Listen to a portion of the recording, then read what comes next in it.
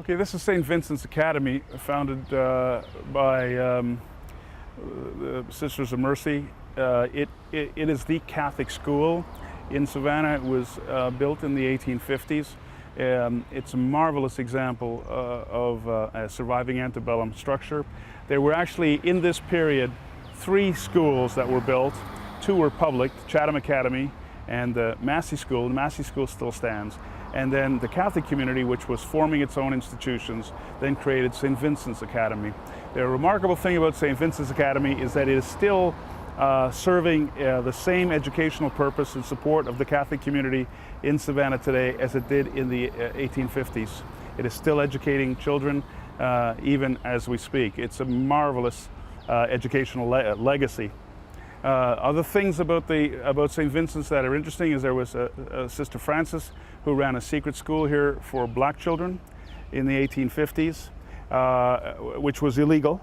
And it was one of those things that everybody knew about, but nobody interfered with. And it was just something that authorities were not prepared to tangle with. The sisters also refused to have slave labor in the convent.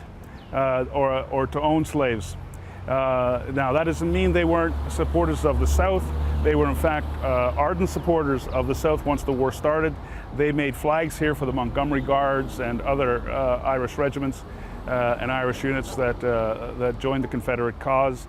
So they were committed to the Confederacy, but there was a moral statement being made with regard to other issues such as slavery.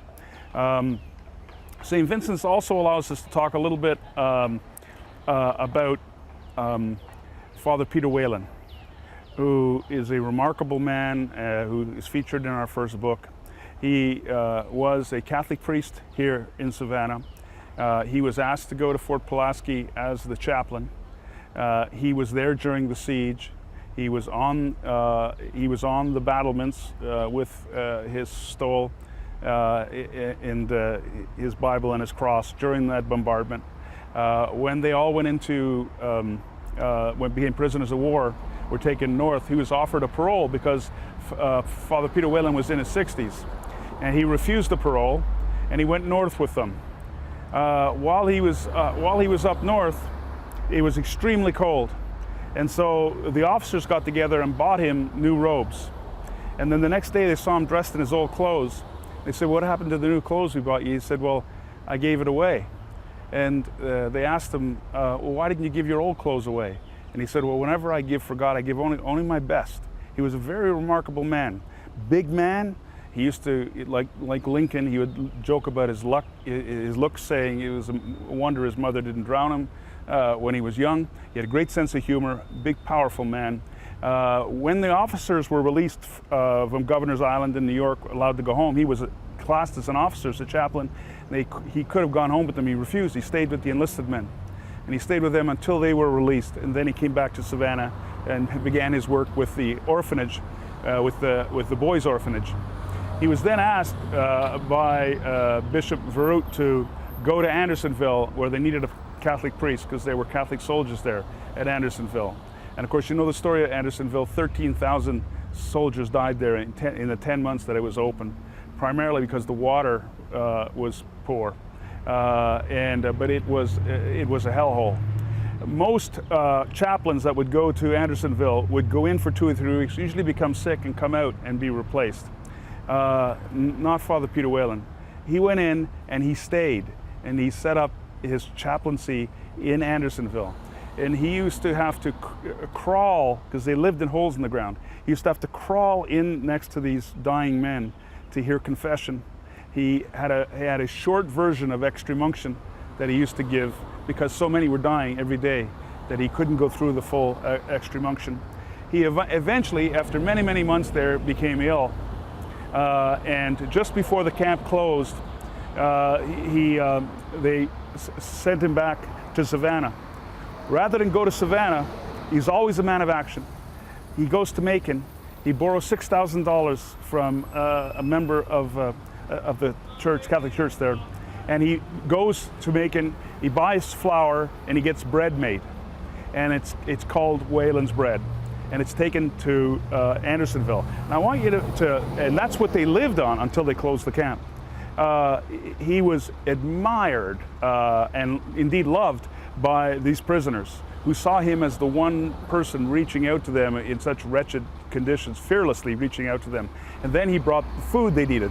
The Confederate government, with its resources, limited but still a government, and the federal government with its almost unlimited resources, neither one seemed able to do anything for these poor wretches in Andersonville. But here was a penniless priest who was able to do a great deal and in fact saved many lives. When he died, and he died basically of the illness that he contracted in Andersonville, he died in the 1870s. He said it was the largest funeral ever witnessed in Savannah up to that time, and it included both Confederate and Federal veterans. He was just a remarkable, remarkable man. And by the way, two things. When the federal government occupied Savannah, they put some fortifications in near the Catholic cemetery and damaged the cemetery. Well, Father Peter Whalen was a priest, but he was an Irishman.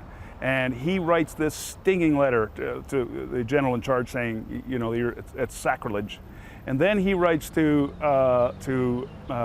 Secretary Seward and says, look, I owe $6,000 Confederate, which is about $60 or something, greenbacks, to this man, and because I fed all of your federal soldiers. And Seward writes back to him saying, I need receipts. And the letter that, well, we published it in the book. The letter's worth reading because he tears a strip off Seward that I'm sure the secretary would never forget, because he said, I have no time, nor my health will allow me to chase all over the country for receipts. He's just one of those Savannah characters that is absolutely remarkable.